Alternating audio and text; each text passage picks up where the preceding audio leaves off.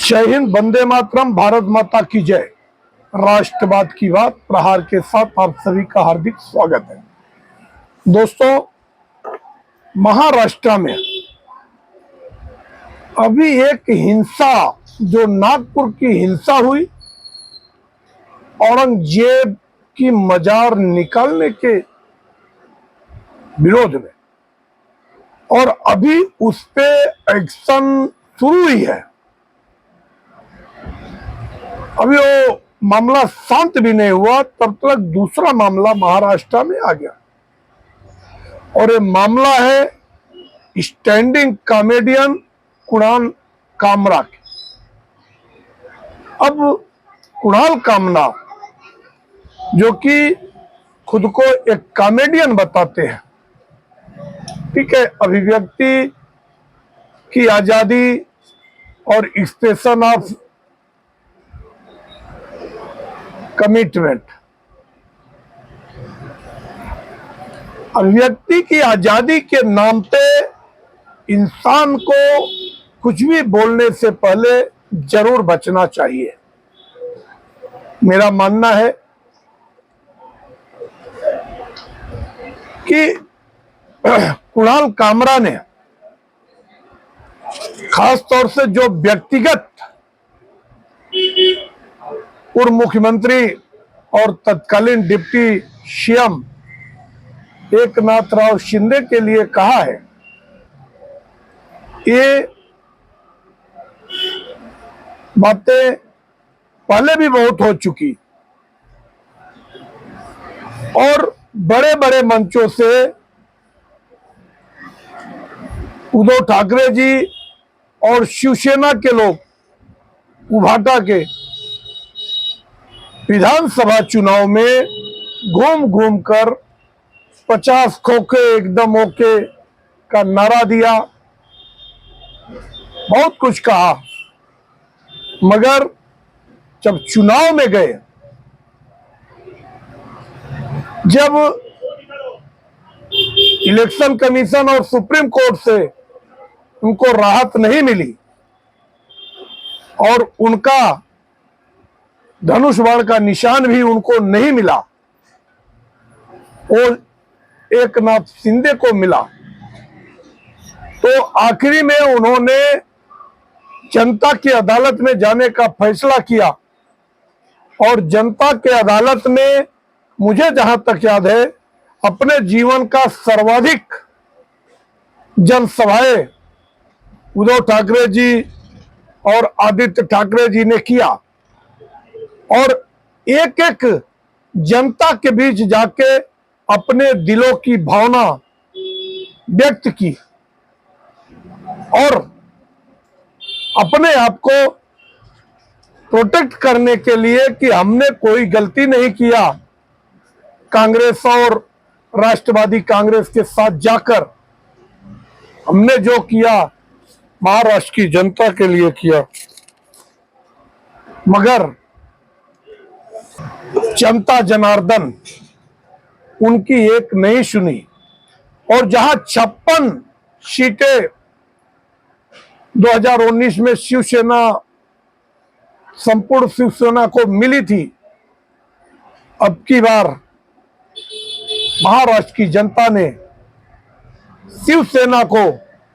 एक सीटें और ज्यादा दी, 57 सीटें दी, मगर इनके किए कार्य के लिए इनको 56 सीटें से समेटकर 20 सीटें कर दी,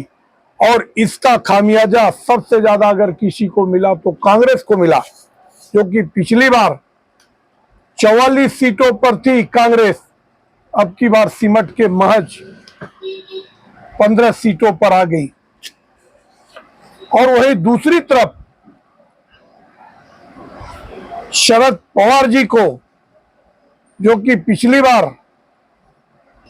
55 सीटें मिली थी, अब की बार उनको मात्र 10 सीटें मिली, और उनसे अलग होकर अजीत पवार को जो असली एनसीपी मिला, उनको 43 सीटें मिली। मतलब ये जनता के फैसले हैं। कोई भी दल हो, लोकतंत्र में जनता से बड़ा कोई नहीं होता है। भले सत्ता मिलने के बाद कोई भी अपने मन की मनमानी करे, मैं किसी भी मनमानी के पक्ष में नहीं हूं। एक आम जनमानस होने के नाते मैं तो एक ही कहूंगा कि अगर जनता ने फैसला किया, उस फैसले को स्वीकार करना चाहिए और अपनी गलतियों को ही ढूंढना चाहिए कि हमने क्या गलती किया कि हमसे हमारी जनार्दन जनता नाराज हुई। कुर्सी के लिए समझौता किया उद्धव ठाकरे जी ने, तो उसका फल उनको मिला। मगर कुणाल कामरा, जिन्होंने एकनाथ शिंदे जी के लिए जो कुछ कहा, व्यंग्यात्मक कहा, तो इसका मतलब अगर आप अपने बातों पे अभी भी कायम हो कर, तो मैं किसी तरह का माफी नहीं मांगूंगा और उस यूनिकॉन्टिनेंटल स्टूडियो और हैबिटेट कॉमेडी क्लब में ये जो कार्यक्रम होते हैं, मैं आपको बता दूं, अक्सर ऐसे ही सरकार विरोधी कार्य होते हैं उसमें। इसके पहले अभी जब रणवीर इलाहाबादिया ने समय राणा और अपने दोस्तों के साथ ऐसा फूहड़ अपशब्द कॉमेडी वहां परोसा था अपने माँ बाप के लिए ही, तो मैं तो कहता उसी समय इस कॉमेडियन को, तो उस हैबिटेट कॉमेडियन क्लब को उस समय बंद कर देना चाहिए था। वैसे अब कानूनी कार्रवाई शुरू हो गई है और उसके अवैध निर्माण तोड़ने के लिए कल बीएमसी हथौड़ा लेके भी आई थी। मगर अब जो शिव सैनिक रास्ते पे उतर कर तोड़ फोड़ किए, ये थोड़ा सा मुझे कम ठीक लगता है कि अगर कानून है, आप कानून के तहत सजा दीजिए। बीएमसी आती है तो बीएमसी अपने हिसाब से काम करे, मगर कानून को हाथ में लेना ये मुझे ठीक नहीं लगता है कि अब ये बवाल और उगता नजर नहीं आ रहा है, क्योंकि कॉमेडियन कुणाल कामला के साथ शिवसेना उद्धव बाला साहब ठाकरे उभाटा के लोग ये दिखाना चाहते कि हमारा आदमी है, जबकि कलाकार कॉमेडियन अगर सच्चे मन से काम करे तो वो किसी एक व्यक्ति का आदमी नहीं हो सकता। हाँ, अगर वो टूल किट बन के काम करे, किसी एक जन के लिए काम करे, तो इसकी जांच बहुत दूर तक जानी चाहिए और जो भी कानूनी कार्रवाई होती है, इवन अब उनकी खाते की जांच और उनके ऊपर पहले भी कई मामले दर्ज हैं, तो कर्मा अपना काम करेगा। अगर गलत नियत से कुणाल कामला ने उप मुख्यमंत्री एकनाथ शिंदे जी को टारगेट किए होंगे,